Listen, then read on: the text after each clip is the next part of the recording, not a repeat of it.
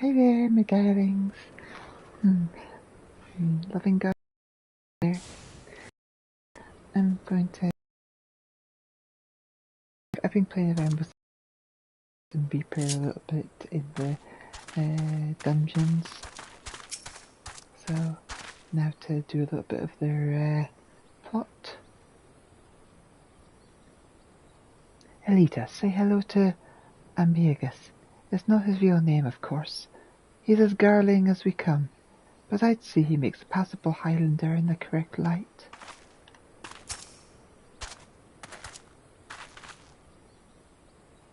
Boss, who's this? Are you sure we should be involved? Thank you for your discretion, Armagus, but it ain't needed. She has a personal contract with me, so consider her a mercenary in service to the family. Whatever you say in front of me, you can say in front of her. By your will, boss. A chimera has been making these lands living hell for anyone who dares wander into its territory. Which would be us, since our trade route cuts right through it. The men I've hired to carry goods are scared to death, and I can't blame them. None of us are fit for Monstanton, so I sent for you. We'll see what we can do, Amnigus. Might want to find a rock to hide behind, though. Chimeras ain't known for being the most discriminating of beasts.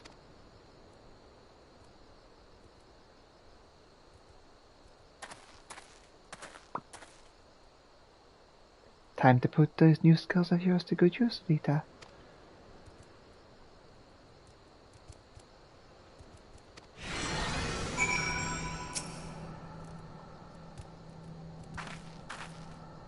Ready, are we?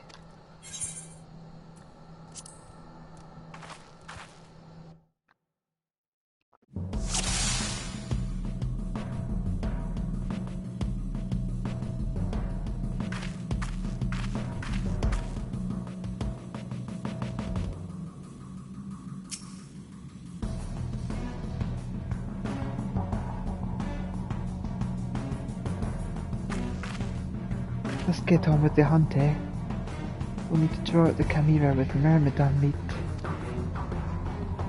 Now, to accustom yourself to the tools, harvest the souls of the fallen to call forth your avatar.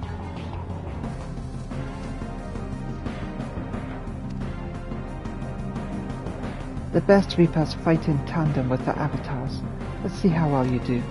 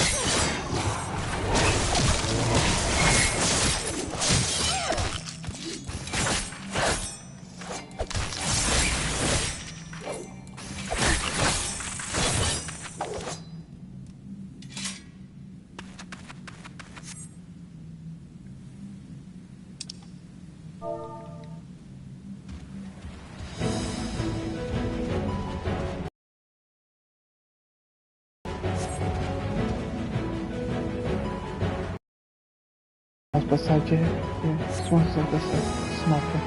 Yeah, show me that you've been listening, Elita. Give your Abyss a feast to remember. And reposition yourself. Give it from the side, gallows from the rear. Simple enough.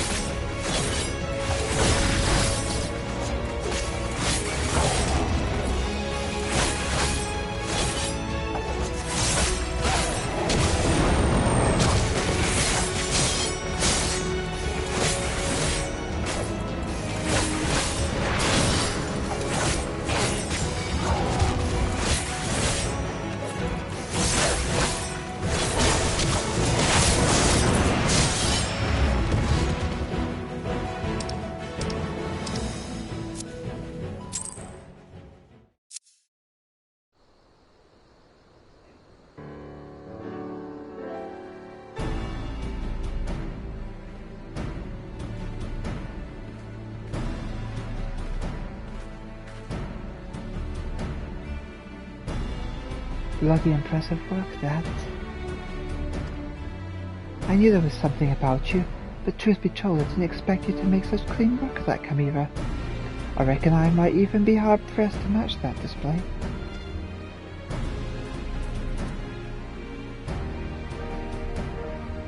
You're no talent when you see it, boss. And with that, the cerulean will flow once more.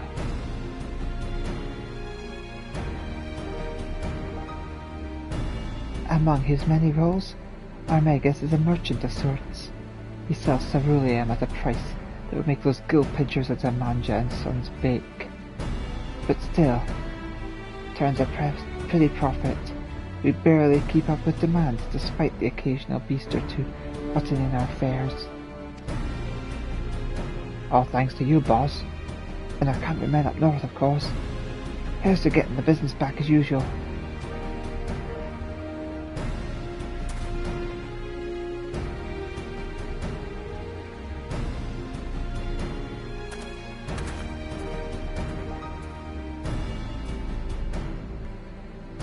Ceruleum ain't easy to come by, as you well know.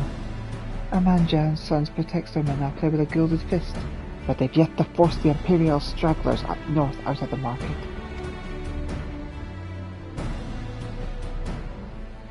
Now, before you go running off to the flames, let me assure you that this arrangement is entirely above board.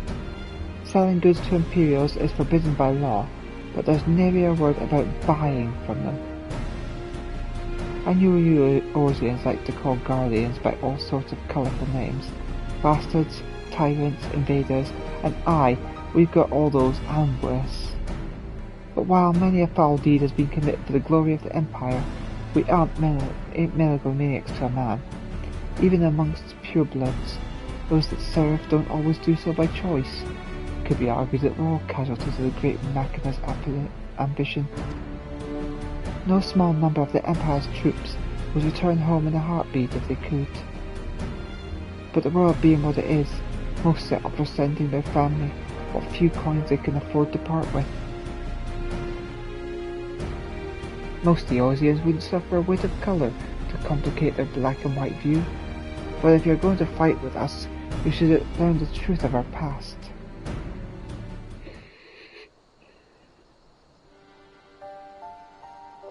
Long ago, Long before the Empire, our forebears lived in Locus Aminos, down in the southern Elita.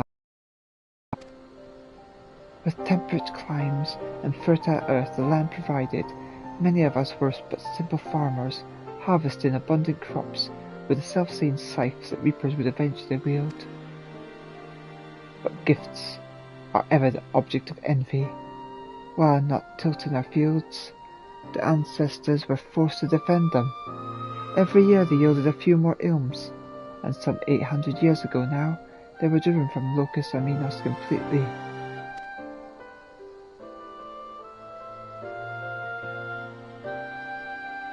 They fled north, to the frozen region that would become Garlemald. Even there, they fought tooth and nail for the scant resources of that frigid land. From the fires of hardship were the first magitech devices formed, and with innovation upon innovation, that humble group of farmers grew into an insatiable empire. But before that miraculous twist of fate, we were a dying breed, bereft not only of magic, but of hope itself. With no natural advantages to speak of, our mere survival was in question.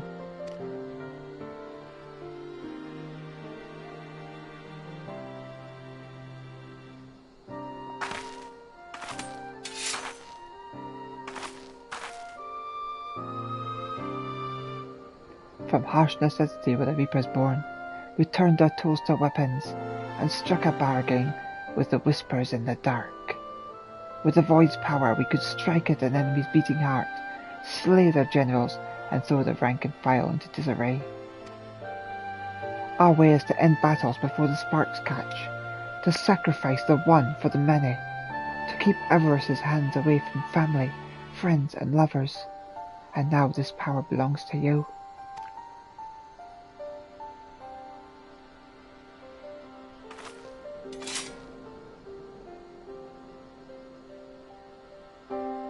Remember our story. Remember what drives a woman to turn the void, and you'll not be led into deeper temptations.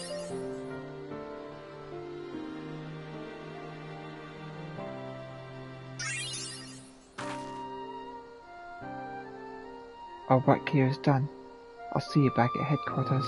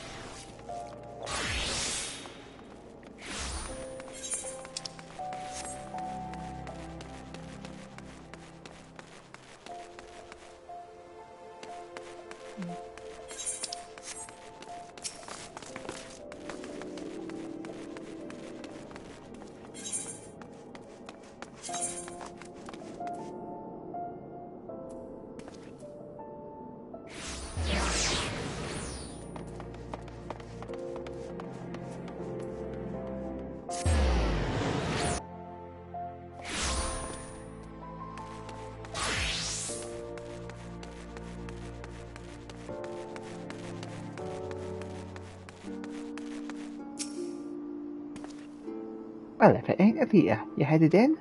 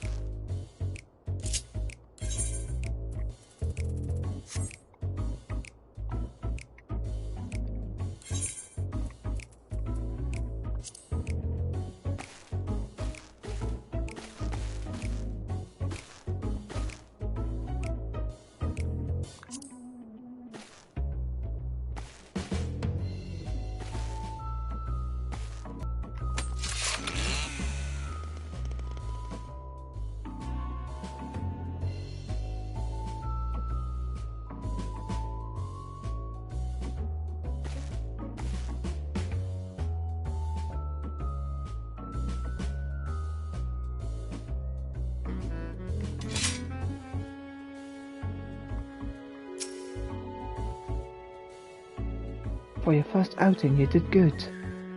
I think you've earned the right to know just whose the slot you've thrown yourself in with is. You might have gathered this yourself, but the Lemurs were formed to support those guardians who are living in exile. It ain't easy to be far from home, let alone in a place that most would sooner gut you than offer a helping hand. Often the only place to make a living is in the shadowy corners that lie outside the watchful gaze of the law. Now, I don't expect you to embrace us like brothers and sisters straight away, but know this. I do expect you to apply yourself to this job. In the meantime, I'll be working with the family to ascertain the whereabouts of our prey. I expect that scythe to be like an extension of your own body when we next speak.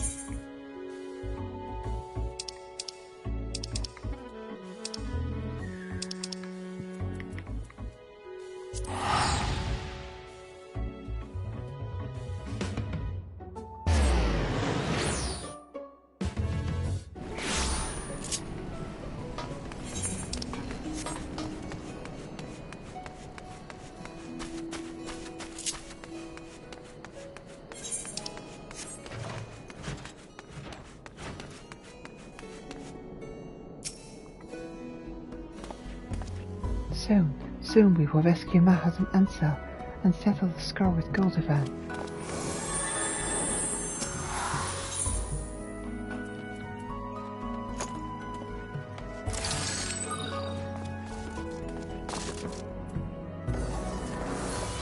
Her preparations complete, Lala stands ready to bring the reckoning to Goldovan.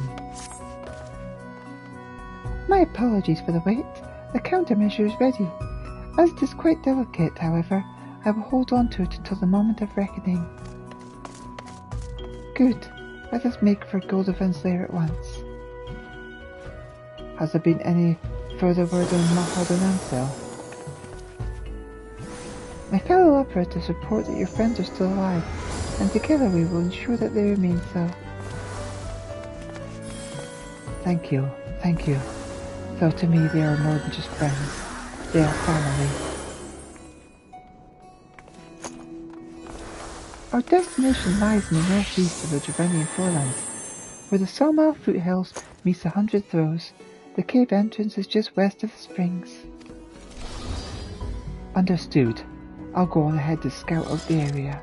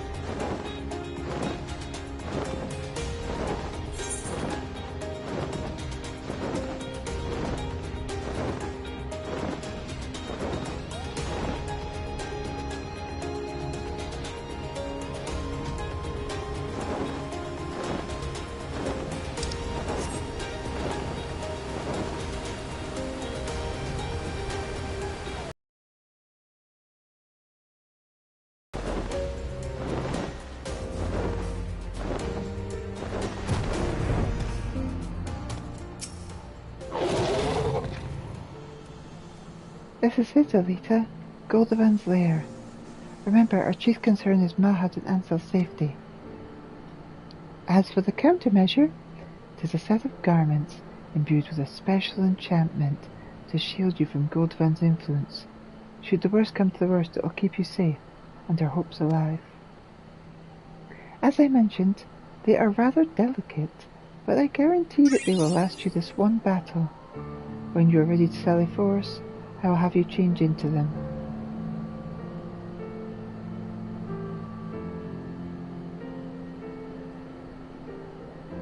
During the battle, some of your gear will become... Oh, cool.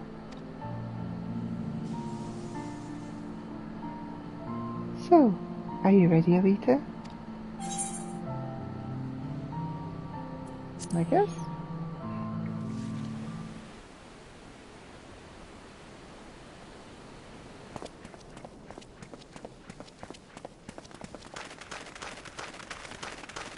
Ah,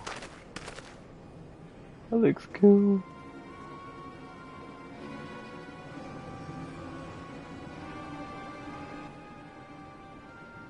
Maud, Ansel.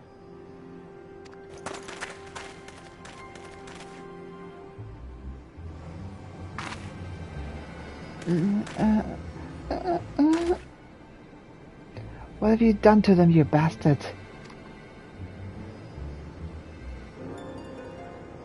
My, such anger, when you should instead feel joy for your friends. They have the opportunity to contribute to mankind's future.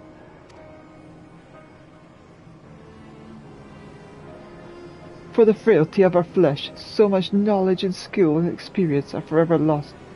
An unconscionable and unacceptable waste. A lasting solution to the problem will not come without additional sacrifice. It is unavoidable. But you, my friend, you are an invaluable living specimen, and I give thanks for the opportunity to study you further. You monster! How many lives have been lost and torn apart by your twisted whims?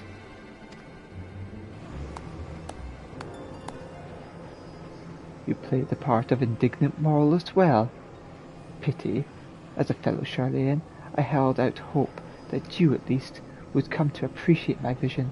Alas, you are as short-sighted as the rest. But no matter. You can yet serve a purpose. As a benchmark for my progress. Oh yes, all the elements are present for a test of strength. Mahad, Ansel, kill these self-righteous fools. Ah! Hold on, my friends. We'll save you. It should be possible to break Gullivan's control. We just need to find an opening.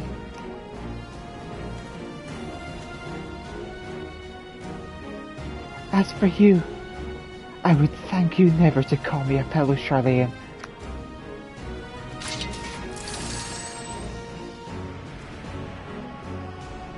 It sickens me to think that you're a compatriot.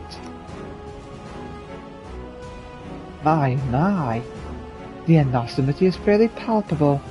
I had best make myself scarce.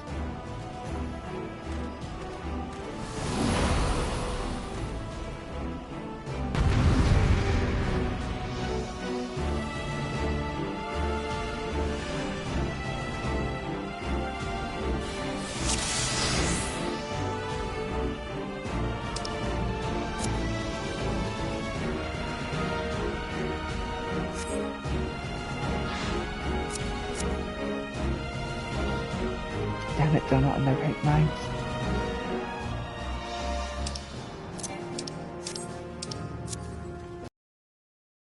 Answer. And we have no choice but to subdue them.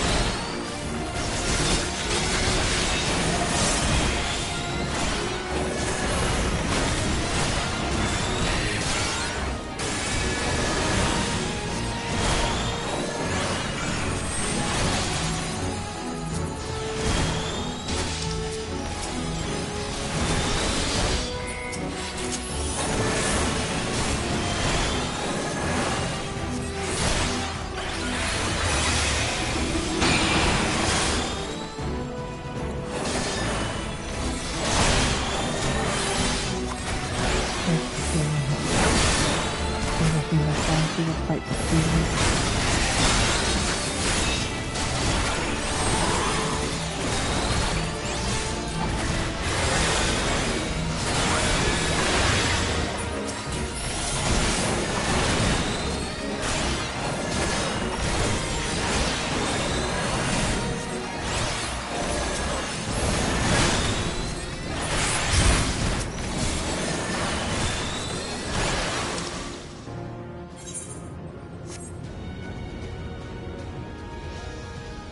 Mahad, Ansel.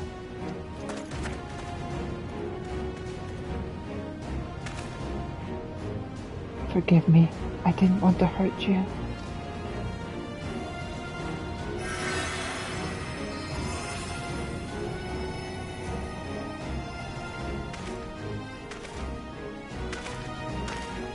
Huh?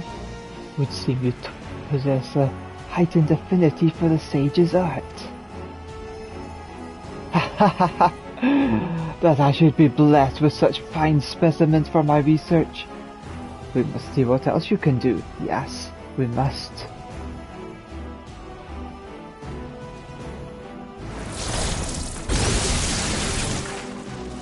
Watch out!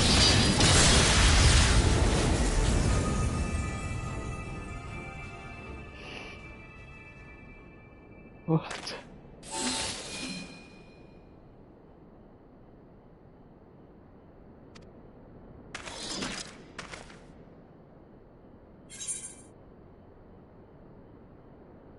You have a promise to keep.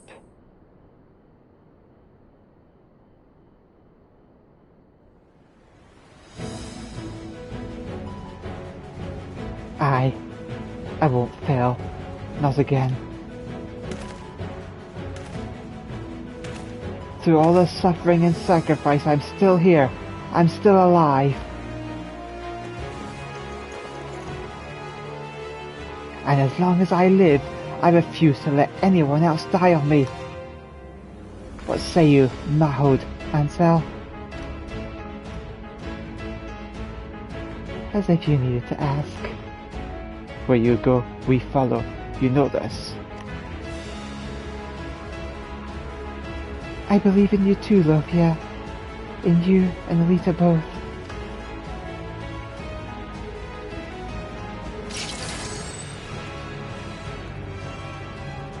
Galdavan, you wanted to see what else we could do right? Then come and find out.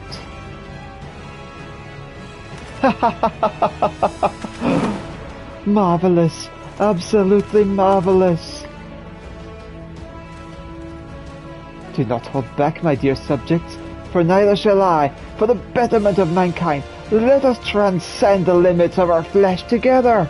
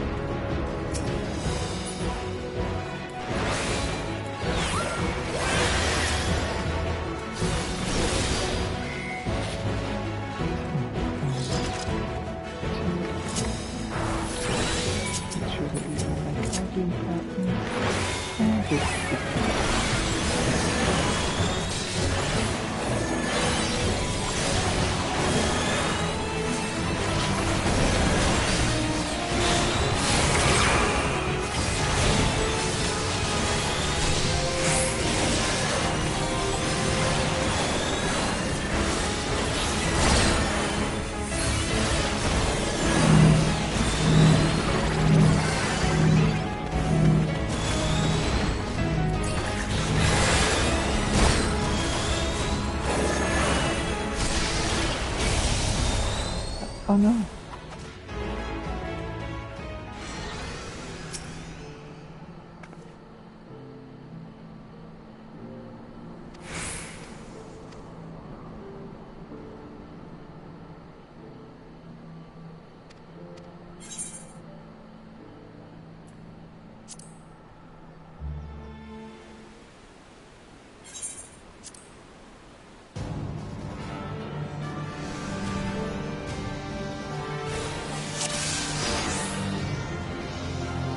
Damn it.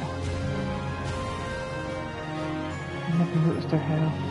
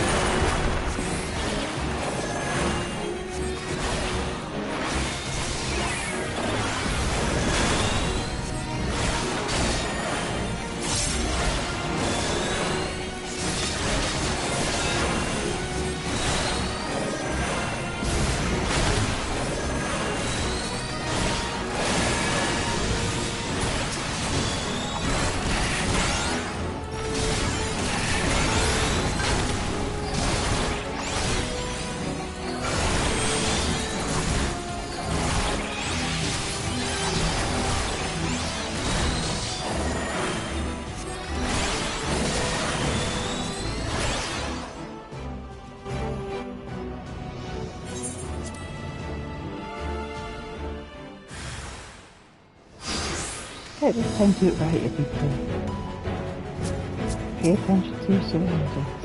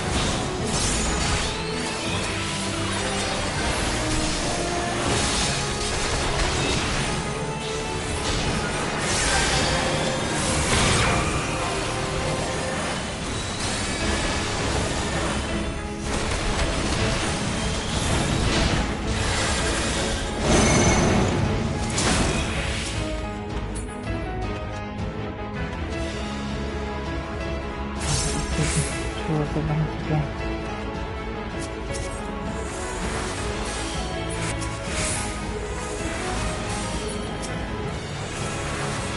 Oh, it seems like she's...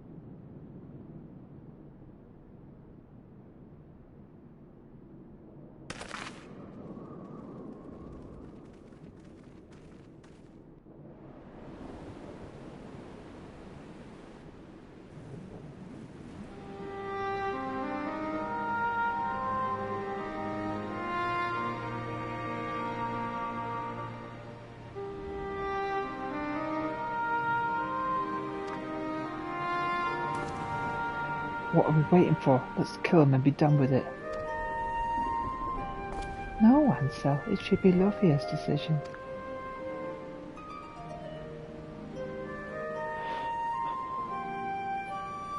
This power that I have, born of untold sacrifice. I swore that I would only use it to protect life, not take it.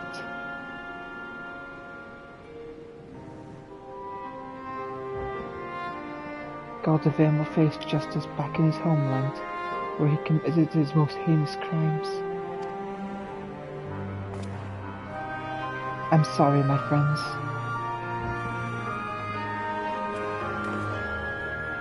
Lara, this crystal was your mother's, and rightfully it belongs to you.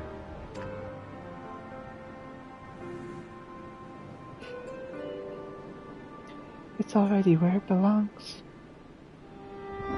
Through your deeds, bring honor to my mother's memory.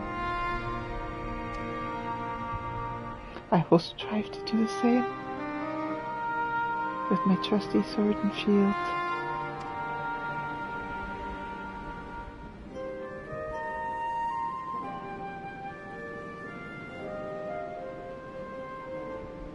With your blessing, I hereby take Goldovan into custody.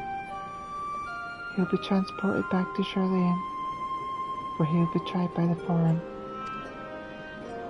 While I tend to the necessary arrangements, you should return to Idleshire and have a rest. I will join you anon.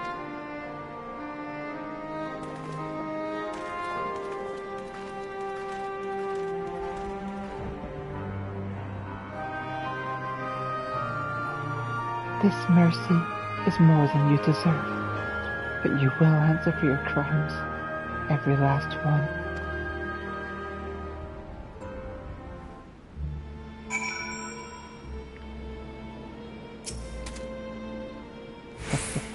Marvellous, absolutely marvellous. Do you not agree, Hatia dearest?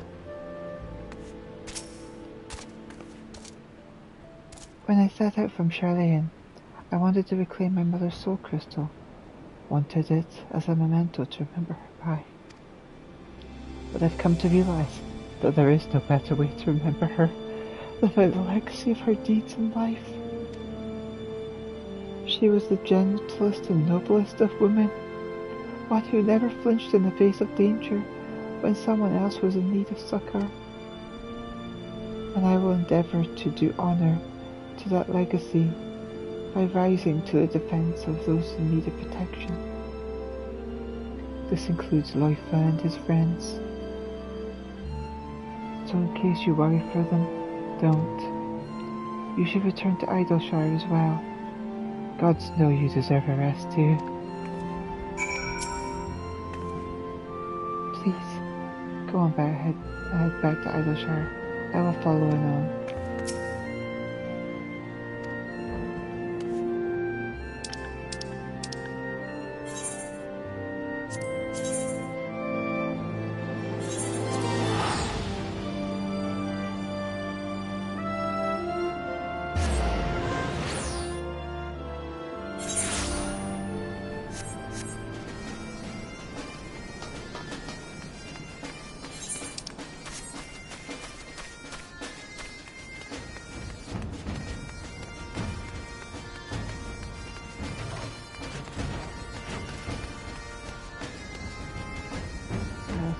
To the quest.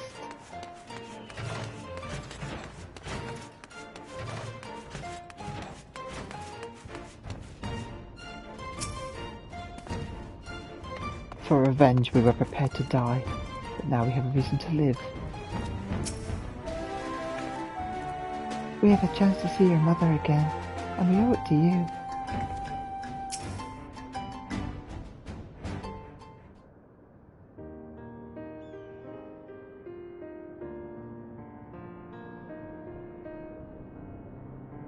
You took your time. Let me guess, you were talking with your superiors and making arrangements to send us back to Charlayan as well.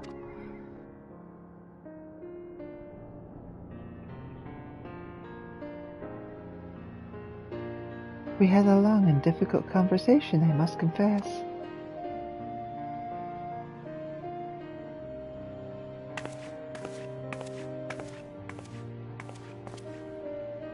Though they were pleased that Goldovan would be returning to Charlayan alive, no less.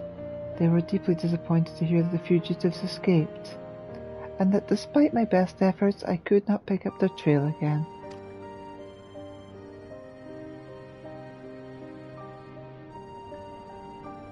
Though I don't exactly mistrust the farm, I do have reason to believe that they knew more about Goldivan's activities than they let on. Perhaps they were hoping for a resolution that wouldn't see the sordid details of his experiments brought to light. But now that it's going to be out in the open, and your innocence has been made plain, my superiors will no longer think to pursue you. You are free to begin anew, which is the very least you would deserve after all you have suffered. Well now, you're surprisingly reasonable for a mole-headed Charlatan. I beg your pardon. A simple thank you would have sufficed.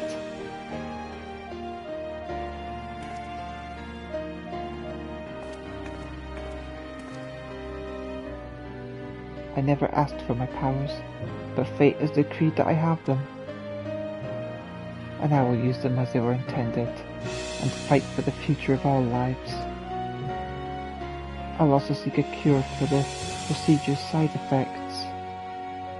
And when I succeed, my friends will finally be able to return home, safe in the knowledge they won't lose control again. We can't thank you enough for coming to our aid. Aye, if it weren't for you, we would have been dead or worse. We'd all but given up on ourselves and only lived for revenge. But you have given us a second search, of course, and it'll be as much for his sake as ours. For all his bravado, he can't stand to be alone. What? Aye. We thought that Vieira men prefer solitude, but not our Loifa. Deep down he's a lonely little boy.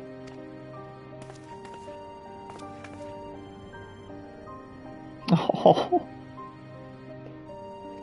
family indeed. As a little girl I regarded the sages of Eld with awe. In the tales all were stern, nigh mythical figures, untouchable in their virtues and ideals. But the more I think on it, the more I am convinced that these legends cannot have been unlike us.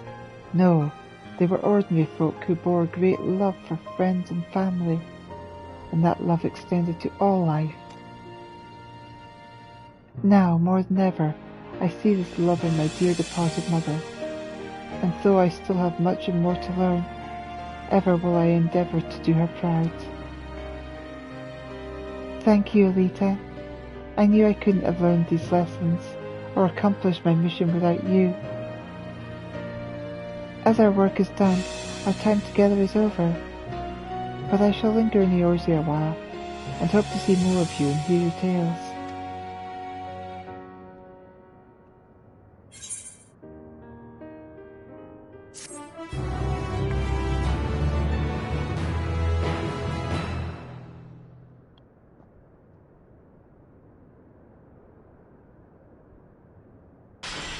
Ardent Doubt from Elita.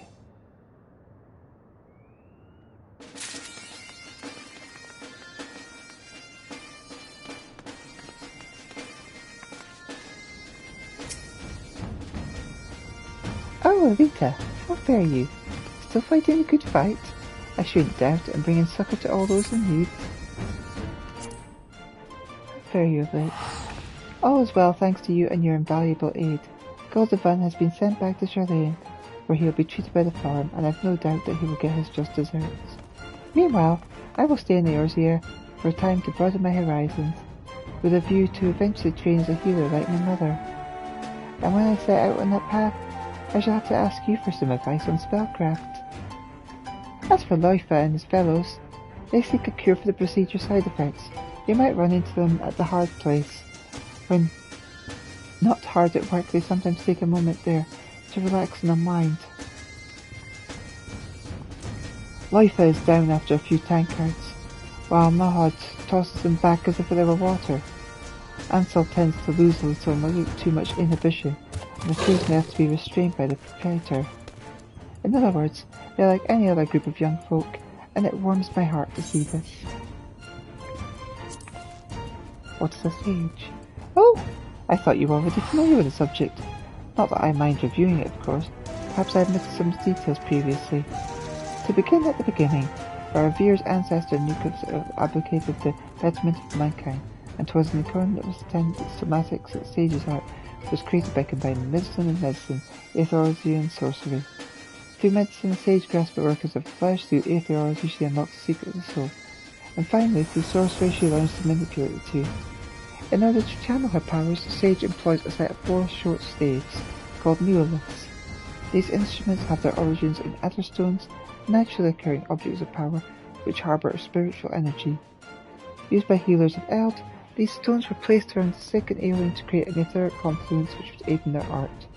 While neoliths are far more sophisticated, the basic principle remains unchanged.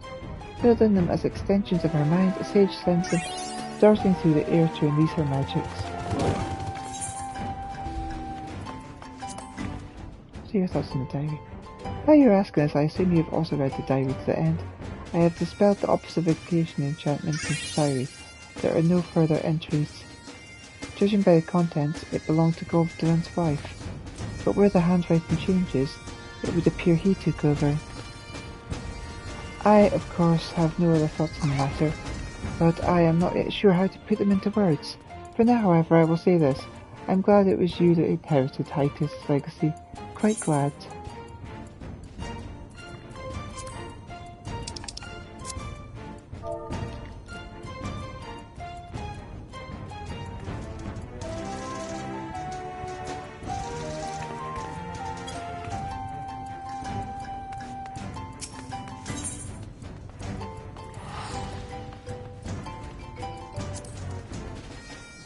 Gone, gone, gone. To dust and dirt. A future cut short for no reason. But that her body failed her. But the child lives. She may still serve a purpose. I have acquired a subject with tolerance for muscumatoi, a Viera who has taken the herb from childhood. Should I finally put the cavalcade of failures behind me and succeed, it'll be a great step forward for all mankind. That ginger woman continues to sniff around, too curious by half. I shall have to find a more private place to continue my work, and if she persists, well, it will be on her own head. Who should I meet today but an adventurer who has your soul crystal? I'd be lying if I were to say I wasn't disappointed that you chose a vagabond over me, but no matter, I will continue my work, and I pray, my love, that one day you will forgive the man that I had to become.